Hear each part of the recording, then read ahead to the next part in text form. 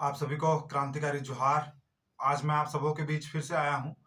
आज मैं उसी घटना के बारे में चर्चा करूँगा जो 14 तारीख की रात को नावाडी प्रखंड के ऊपर घाट में एक मर्डर किया गया था। क्यों आज मैं इस घटना पे फिर से दोबारा बात करने के लिए क्यों आया हूँ? आइए विस्तार से इसको हम लोग समझने का प्रयास करते हैं।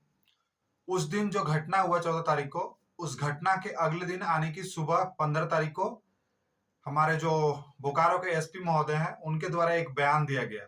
उस बयान को मैं आपके सामने रख रहा हूँ, इसको ध्यान से आप हम लोग लोग को सुनिए। इनपुट भी था वहाँ पे कि कुछ कुछ 20-25 की संख्या में नक्सली लोग वहाँ पे कुछ बस 3-4 घंटे पहले ही हम लोग को इनपुट मिला। इस बयान में इस बात को कहा गया है कि उस जगह पे जहां घटना हुआ, जिस जगह पे हत्या मर्डर जिस जगह पे हुआ, उस जगह पे कुछ समय पहले नक्सली घूम रहे थे और उसकी संख्या बताया बताया जा रहा है हमारे बोकारो के एसपी महोदय द्वारा कि 20 से 25 की संख्या में इस क्षेत्र में नक्सली घूम रहे थे।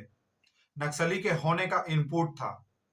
अब मैं इस बात को बहुत चिंताजनक मानता हूं कि जिस क्षेत्र में 3 से 4 घंटा पहले एसपी खुद बोल रहे हैं कि नक्सली होने का सूचना प्राप्त है, और वैसे जगह पे जो इस क्षेत्र के डुमरी विधानसभा के एक रिप्रेजेंटेटर जो है विधायक, वो वहां पे पहुंचे, जो कि पहले सूचना थाना प्रभारी को दिया गया था, फिर भी वो वहां नहीं पहुंचे।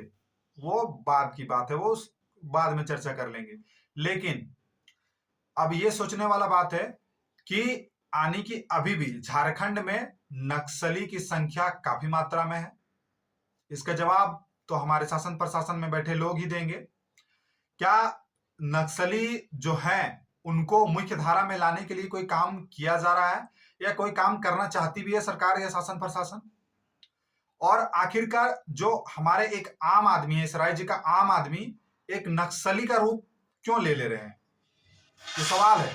इस राज्य के आम जनता से, इस देश के इस व्यवस्था से सवाल है कि आखिर एक आम आदमी नक्सली का रूप क्यों ले लिया जा रहा है? वो नक्सली बनने की ओर क्यों बढ़ रहे हैं? ये सवाल है।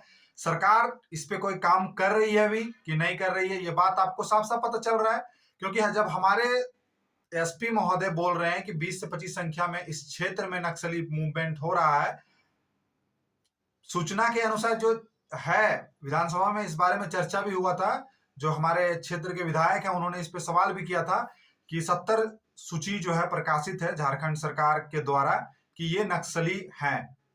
उन नक्सलियों की सूची उसमें, और उसके ऊपर इनाम भी घोषित है, वो अगर सरेंडर करते हैं तो। ये बात ठीक है, लेकिन ये सोचने वाला बात है कि 70 की संख्या वहां बताई जा रही है और 20 से 25 संख्या हमारे बोकारो जिला के जो हमारा नावाडी प्रखंड में है ऊपर घाट, वहां पे हमारे बोकारो के एसपी महोदय बता रहे हैं। तो सोचने वाला बात है कि इस क्षेत्र का, इस राज्य का कानून व्यवस्था किस प्रकार से काम कर रहा है। मैं आप सबों से फिर से यही कहूंगा कि ये शासन व्यवस्था, ये प्रशासन व्यवस्था, पुलिस व्यवस्था को बदलने, रिफॉर्म करने की जरूरत है। हर बार एक नए ऊर्जा के साथ आप लोगों को आना चाहिए आगे। इसलिए हर क्षेत्र में आपको आना चाहिए, वो शासन प्रशासन का क्षेत्र हो, पुलिस प्रशासन का क्षेत्र हो, किसी भी क्षेत्र में आप सभी युवाओं को जरूर आने का चेष्टा करना चाहिए। अन्यथा जिस पुराने ढर्रे, पुराने व्यवस्था से राजनीतिक व्यवस्था चल रही है, प्रशासनिक व्यवस्थाएं काम कर रही है, इस राज्य का विकास होना बहुत मुश्किल हो जाएगा। अगर हम लोग चाहते हैं कि इस राज्य का विकास अच्छे से और ससमय, बहुत पीछे छूट चुके हैं हम लोग इस परिवर्तन के दौर में, और अगर हम लोग चाहते हैं कि इस परिवर्तन के दौर में इस राज्य को एक ऊंचाई तक ले जाना है, तो आप सभी युवाओं का भागीदारी सुनिश्चित करना होगा, अन्यथा हम लोग बहुत पीछे छूट जाएंगे। कुछ मैं कुछ सवाल गिनती के तौर पे अंतिम दौर में गिनवा देना चाहता हूं। सवाल नंबर 1 यही है मेरा कि क्या झारखंड में अभी भी काफी संख्या में नक्सलियों की संख्या है? सवाल नंबर 2 कि क्या सरकार नक्सली को मुख्य धारा में लाने के लिए काम कर रही है? और सवाल नंबर 3 कि क्या आम लोग नक्सली बनने की ओर क्यों बढ़ रहे हैं? इस सवाल का जवाब, इन 3 सवालों का जवाब कौन देगा? इसका जिम्मेवार शासन प्रशासन है। इस शासन का जो कुव्यवस्था है, वे लोग हैं। शासन में बैठे लोगों ने आज ऐसी स्थिति बना दी है कि लोगों को मजबूरन आखिर क्या कारण है? उनके अधिकारों को छीना जा रहा है, उनके जल जंगल जमीनों को, हमारे इस राज्य के जन जंगल जमीनों को छीना जा रहा है। कारण क्या हो सकता है? और इस बात को आप लोगों को पता होना चाहिए कि प्रमुख तौर पे यहाँ दो संगठन जो है नक्सल के रूप में, नक्सल के नाम से जाने जाने के रूप में काम कर रहे थे और अभी भी सक्रिय हैं, ये बात पता चल रहा है साफ साफ, है ना। लेकिन ये सोचने वाला भारतीय कम्युनिस्ट पार्टी माओवादी और एक और जो हाल फिलहाल में कुछ समय पहले गठित हुए थे, तो इन लोगों का सोच विचार क्या है? ये क्या विचार से इस तरह के संगठन बनाए जाने और उस संगठन में शामिल होने, उस संगठन का सदस्य बनने की ओर बढ़ते हैं? ये बहुत ही गंभीर मुद्दा है। भले हमारे जिला के एसपी कप्तान महोदय जो हैं बहुत आसानी से ये बात बोल करके मतलब इस अपने पुलिस प्रशासन के काबिलियत को छिपाने का काम किए कि उस जगह पे हमने पुलिस को इसलिए नहीं भेजा क्योंकि एक नियमावली है, एसओपी जिसे कहा जा रहा है, एसओपी नियमावली के तहत जो अगर नक्सली प्रभावित क्षेत्र है वहां पे दल बल के साथ वहां पे पहुंचा जाएगा। मतलब सोचने वाला बात है, सरकार क्या चाहती है? सरकार ये क्या चाह रही है? अगर उनके पास इनपुट है तो उन्हें मुख्य धारा में लाने के लिए काम क्यों नहीं कर रही है? क्या उसे इसी तरह से मतलब संरक्षण देने का काम कर रही है और संरक्षण देके जब उनका जिस प्रकार से यूज किया जाए उस प्रकार से यूज करने का काम सरकार प्रशासन कर रही है। जिस समय मतलब उन्हें धमाके की जरूरत हो, जिस समय उन्हें कुछ नक्सली गतिविधियों की जरूरत हो, ये नेतागण क्या ये काम करवाते हैं उनसे? बेशक ये काम उनसे मतलब प्रत्यक्ष तौर पे नहीं लेकिन अप्रत्यक्ष तौर पे करवाने का काम करते हैं।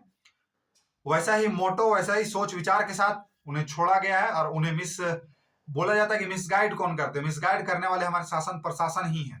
इस बात को समझना होगा।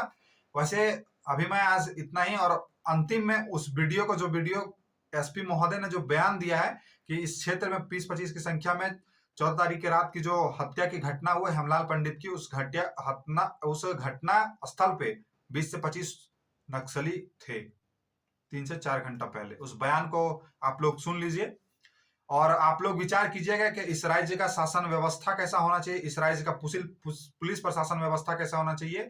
इसमें होता क्या है कि जैसे कोई मर्डर नक्सली क्षेत्र में होता है तो वहाँ पे एक एसओपी है जो नक्सल क्षेत्र में पुलिस को वर्दीधारी को जाने के लिए उस पर नियमित अनुसार सफिशिएंट बल की प्रतिनियुक्ति होना चाहिए। एरिया क्योंकि वो सेंसिटिव एरिया है और हम लोग को इनपुट भी था वहाँ पे कि कुछ 20-25 की संख्या में नक्सली लोग वहाँ पे कुछ बस 3-4 घंटे पहले ही हम लोग को इनपुट मिला था, तो तुरंत फोर्स को वहाँ पे ले जाके अपना वो कराना, किसी का जान को फिर दिक्कत हो सकता है, तो इसलिए थोड़ा डिले होता है। ऐसा नहीं है, थोड़ा देर बाद पुलिस वहाँ पे पहुँच गया था और इंतज़ाम के साथ मतलब दल बल के साथ पहुँच गया था। और जब ये सीनियर ऑफिसर की फ़ोन में उठाना, उस टाइम बिजी होते हैं क्योंकि वो जैसे मर्डर हो गया तो फोर्स को वहाँ पे पहुँचाना, तो वहाँ पे बहुत सारे काम रहता है, उसको हर इस टाइम पे थोड़ा बहुत दिक्कत होता है, लेकिन ऐसा नहीं है, हम लोग रिस्पॉन्ड किए थे और तुरंत पहुँच भी गए थे। जय झारखंड, जोहार झारखंड।